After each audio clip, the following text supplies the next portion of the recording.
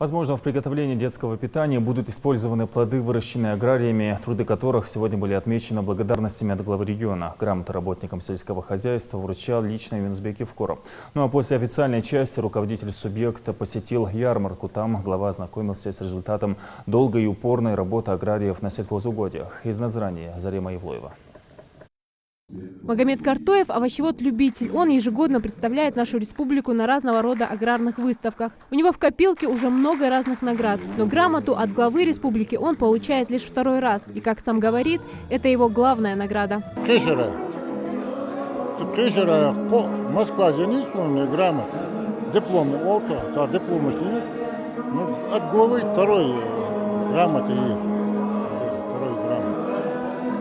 За активное участие в Москве, так участвует детям. Товар, 22 наименования, так, сюда, солярха, смахайника. Сельское хозяйство всегда занимало особое место в экономике региона. Высокий профессионализм работников сельского хозяйства и перерабатывающей промышленности, самоотдача и преданность избранному делу заслуживает глубочайшего уважения и признания. Плодами ваших стараний, знаний и профессионализма пользуется каждый человек нашей республики. С этими словами глава республики наградил грамотами лучших работников сельского хозяйства Ингушетии. А самым достойным вручил удостоверение заслуженных работников агропромышленного комплекса России. Награждение лучших аграриев Ингушетии совпало с проведением ежегодной ярмарки «Золотая осень». Юнусбек Евкуров не упустил случая пройти по всем торговым рядам и лично попробовать представленную продукцию. Особенно глава заинтересовался айвой и арбузами. На поле выехали, выбрали арбуз. На поле поставили астраханский, оренбургский и наш. Начали есть, и я, например, не почувствую разницы.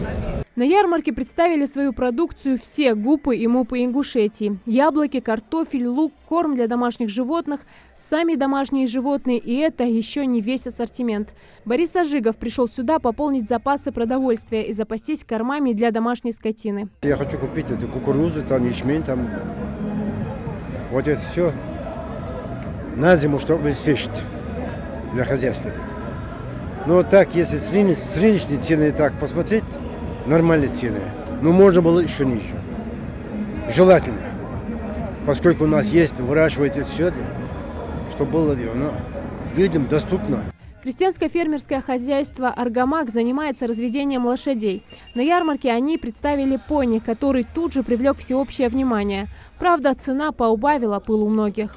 Сколько стоит? 70 тысяч. Выращиваем лошадей давно уже, еще, скажем так, с 90-х годов. Занимаемся именно лошадьми. Это у вас как бы семейное, да? Да, у нас это семейное. Это у нас от дедушки. От дедушки и дальше уже к нам уже все переходит. Все желающие приобрести товары ингушских аграриев могут прийти на площадь против Дома культуры в Назрани. Ярмарка там проработает еще несколько дней. Зарема Ивлоева, Румейна Ахриева, Резван Аушев, Новости 24.